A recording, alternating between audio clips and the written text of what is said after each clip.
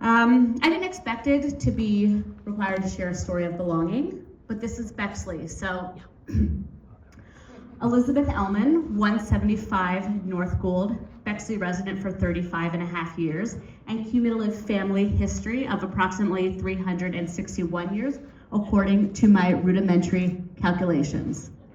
Now, despite what other people say, including those people on the Bexley Buzz, that doesn't always make people feel like they are welcome.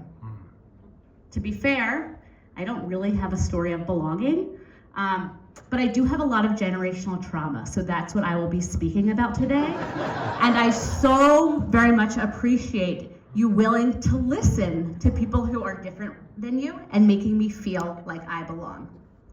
So, thank you, and thank you for being cheaper than my therapist. This is the culprit, my queen Geraldine. Recently, about exactly 1 year ago actually, she did one of the best things that a person can do for the planet. She died. The second best thing my grandmother did for the environment was to teach me how to be an environmentalist.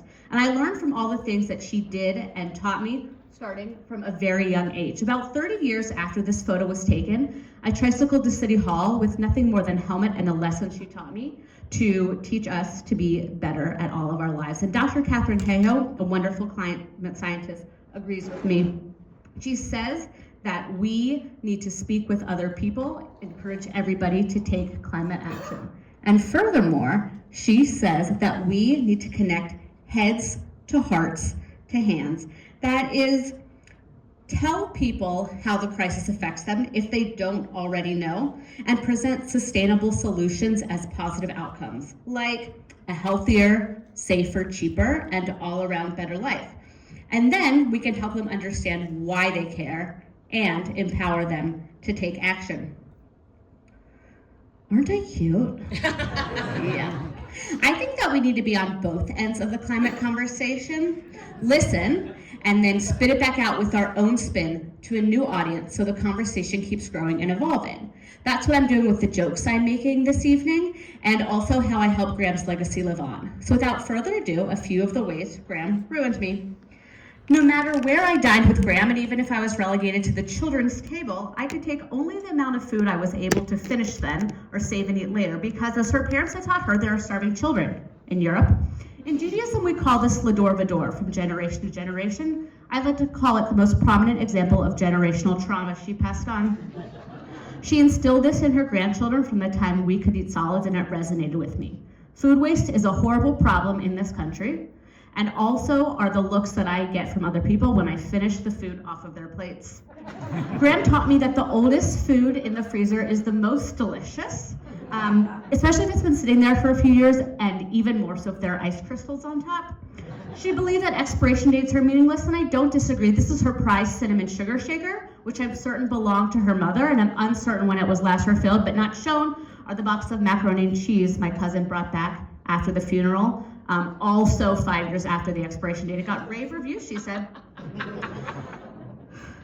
Thanks to Graham, reducing food waste has become a huge passion of mine, using what we have, buying only what we need, being innovative to make sure everything edible is eaten, and also making sure that only our inedible seeds, stems, shells are composted. I did some research before telling you guys about Graham's thoughts about freezer burn, but she was right. Reducing food waste is one of the most impactful thing a person or an individual can do to combat the climate crisis, according to the friends at Project Drawdown. I incorporate this into my conversations with others by first eating and then doing so. I perfected my order at the Rusty Bucket to only what I can eat in the single meal, and then I take my used napkins and iced tea lemon wedges to go, and when questioned, let people know that they will be turned into plant food instead of methane at the landfill. In addition to free meals, one of my biggest goals in life is for everybody who serves food to have a food waste reduction plan, in addition to composting, which is only number 17 on the list. My second example of Graham being influential and turning me into an environmentalist is her belief that nothing needs to be thrown away, because for everything there was always a reuse or a second life or spot on a hook leading down to the basement or space in a box for a memento in case you can't figure out what that second use is until half a century from now. So here's a watering can I inherited from my grandmother. Notice the strategically placed duct tape at the bottom of it. While it's best not to have a hole at the bottom of a receptacle full of liquid, Graham didn't believe in throwing things away. Why water only my garden when I can water everything from the path, from the spigot to my plants, you know? Graham was cutest when she wholeheartedly believed that being thrifty was going to undo all of the unsustainable things she did, like putting soap bits in a mesh bag to reuse, but that soap had come with her on an airplane from a hotel across the country, or when she ate everything on her plate, but it was a steak. Or that if she bought a lot of clothes, she'd save energy on washing and drying. And if they were one size fits all, they could be worn among various size family members for eternity, regardless of whether or not shoulder pads are in season.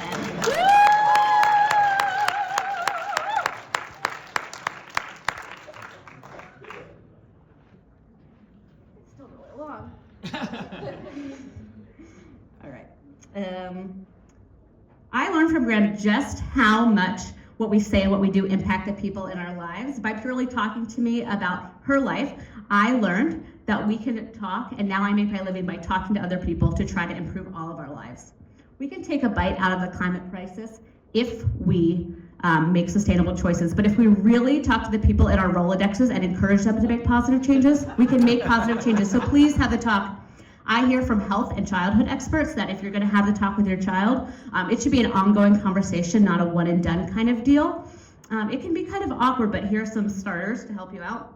Have you ever wondered where fossil fuels come from? Or when a flower and a pollinator love each other, they try to share their seed, and that's how we get more flowers. And if you know somebody who wants to talk to me and he's somebody my grandmother would approve of, here's my contact information. Thank you so very much.